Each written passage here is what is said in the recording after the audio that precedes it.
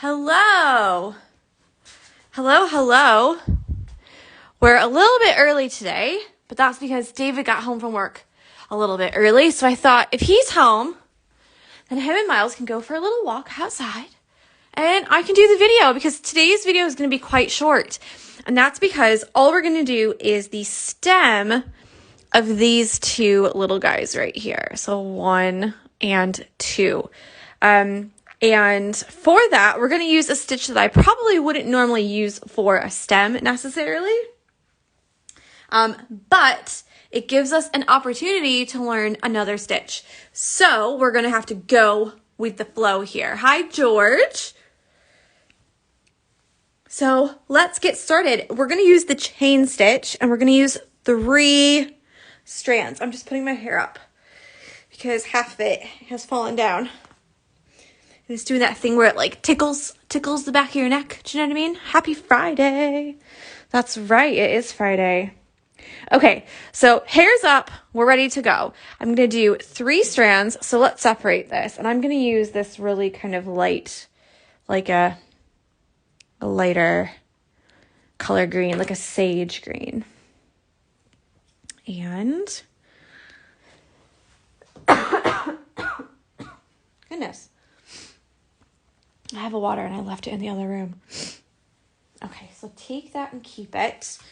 And then for the chain stitch, we're actually going to do the chain stitch and the detached chain stitch. So they're 2 separate stitches. This one kind of looks like a chain link fence where it all goes together. I'm actually going to run and go get my water real quick.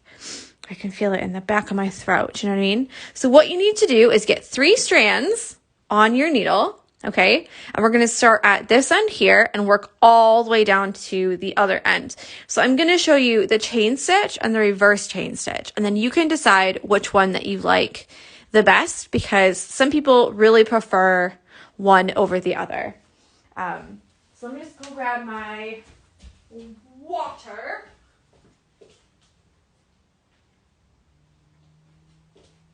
Actually, it's a Diet Coke. But you know when you just got like a tickle and you're like, oh goodness. Okay, so let's do the chain stitch on this one over here. And this is just a regular chain stitch, not a reverse chain stitch, just a regular chain stitch. So what you're going to do is come up on your line, wherever that is, okay? And you're going to make a loop.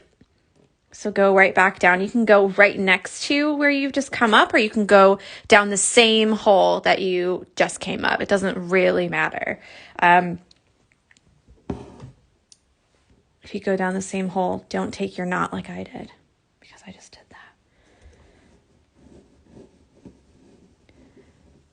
that. Okay. Now, what you do next is going to determine the length of every single stitch that you do from here all the way down.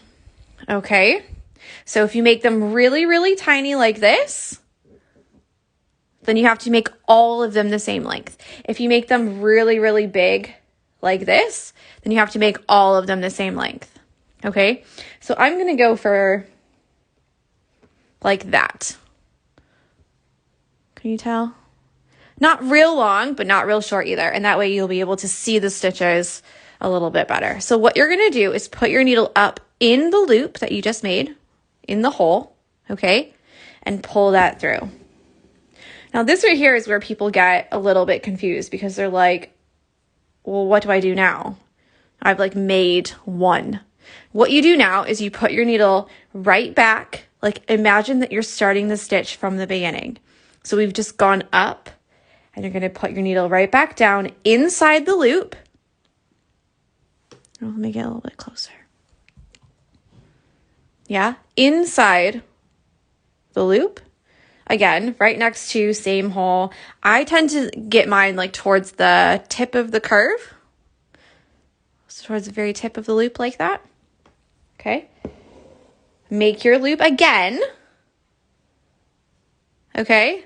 And you're going to come up again inside the loop about the same distance as you did before, so that all of your stitches are about the same length.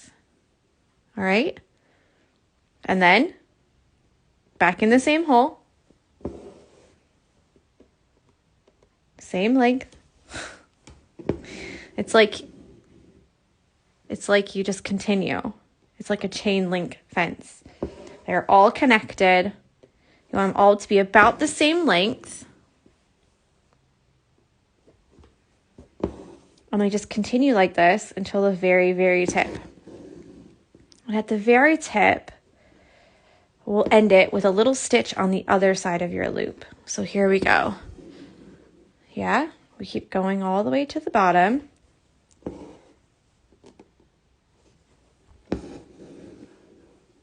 All the way to the bottom.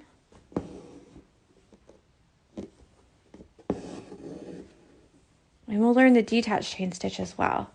And that's the same kind of stitch, except instead of making it a link, you just make one. So we'll learn that next week.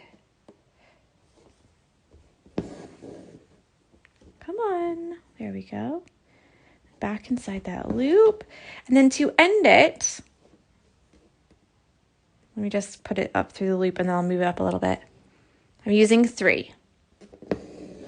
To end it, you're just going to put that one little stitch on the other side of the loop and you're just tacking that stitch down.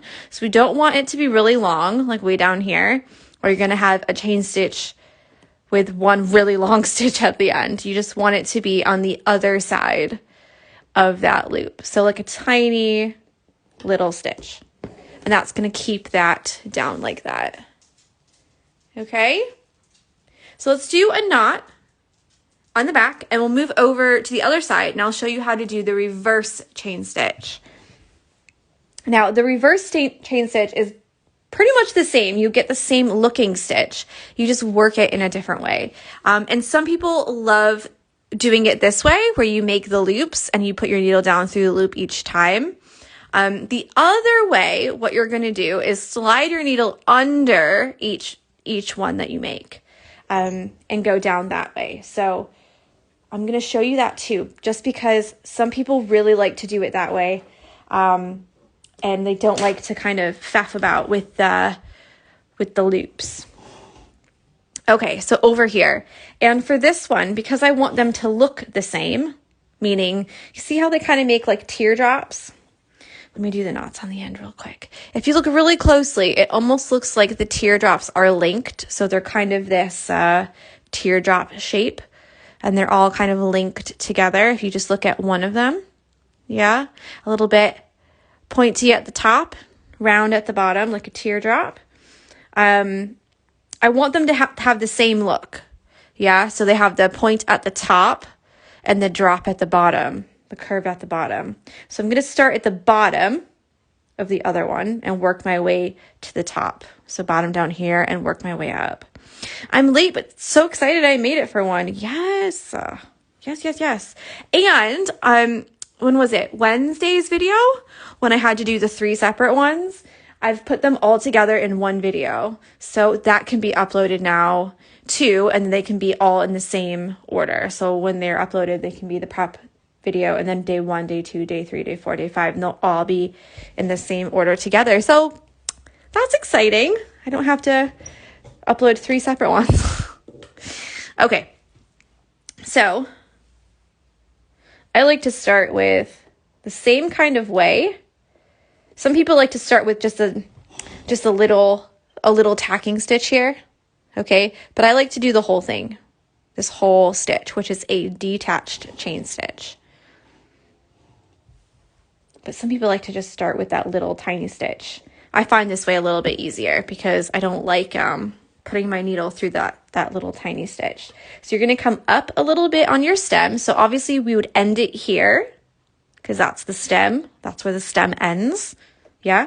So we're going to come up a little bit, just like 1 stitch length. I do it every time. Every time. I always say, don't go through the knot. Be careful you don't go through the knot. And then I do it. What is wrong with me? Okay, so we did our 1 chain. That's our detached chain stitch. So I'll show you how to do it next week. a little bit more, and I'll show you the different ways you can use it and stuff. Hi, Nem. But this is how we're going to start the reverse chain stitch. So we're going to work our way up this way to the very, very tip. So for this one, you're actually going to go up here, just that one stitch length. That's up to you. Jana? Oh, I always get names wrong. Well, the leaves on these ones are the same color as the stems. That's completely up to you for all of them. So you don't have to have the same color stem and leaves. You can definitely mix and match, or you can make them the same color. That's completely up to you. So after you come up your one stitch length, you're going to slide your needle underneath these two right here. Can you stop looking, please? Thank you. So you're going to slide it under. So not through the threads, okay? Not through the fabric. You're just sliding your needle, oh, too far, underneath these stitches here that we've made, underneath that little loop, okay? So slide it through and then back down where we just came up. So we're making those little teardrop shapes again. So come up again a little bit farther. Pull it through. And instead of going down the first one, because remember, we already went through that one, you're going to go through the second one. So the one that you just made. And remember, it's not through, it's under. So I don't know why I said through. Go under. So not through the fabric, not through the threads. You're not trying to pierce them or split them or anything like that. Okay, so now we're going to come up a little bit farther. And then you're going to go under the ones you just did. And right back down. Is this making sense? Can you see it clearly? I feel like I always pick the wrong thread color for what I want to show.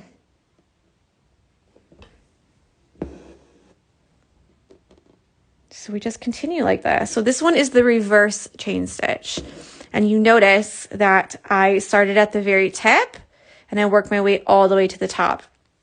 And that is so the teardrops will be the same way. So do you see these ones here? You've got the point at the top.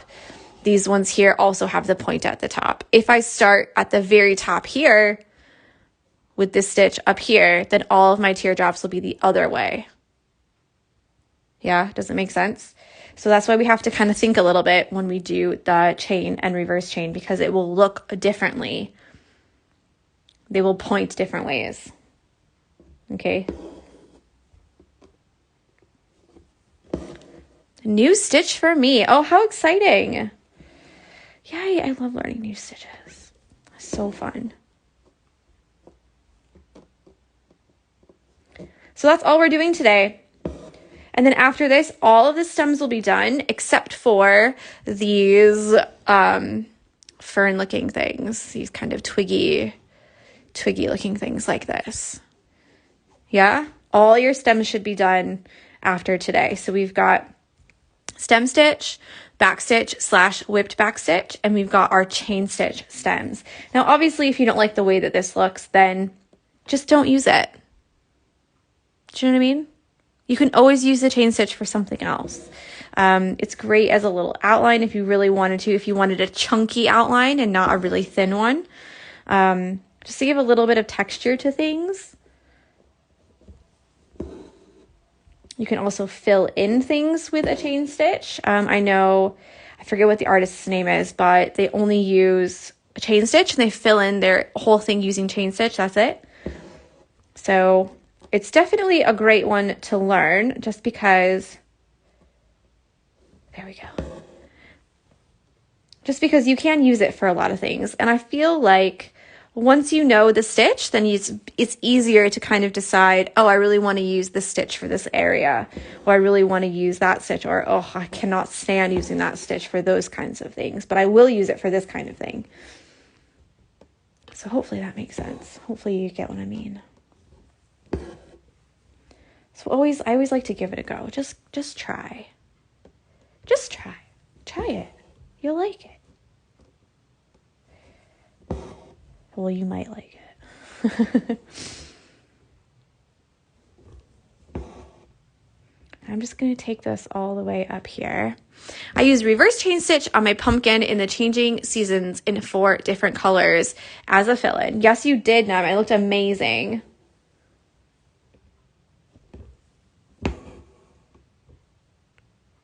There we go. That's it. So on the back, I'm just going to tie a little knot and be done. And then the back kind of just looks like a regular back stitch, doesn't it? If you've done it nice and neat.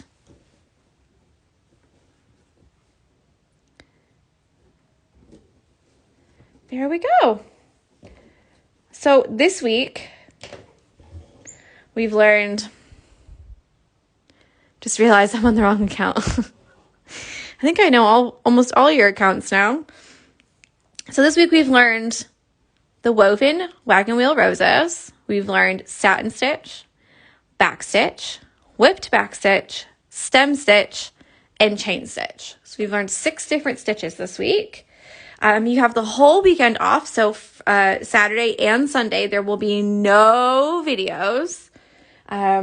It's just a catch up days, so you can either use the stitches that I've taught you to stitch something else.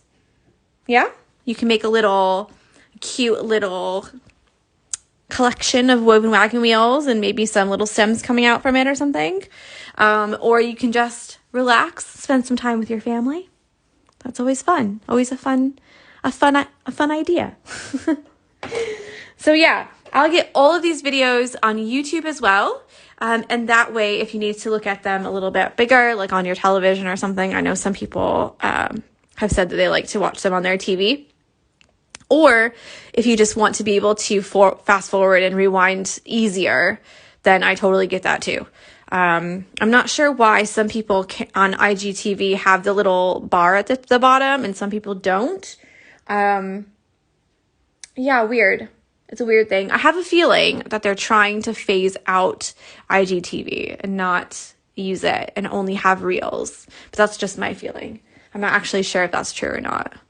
But yeah, but they'll go up on YouTube anyways. So yeah, I hope you guys have a lovely, lovely weekend. And I will see you back here on Monday. Okay? Bye.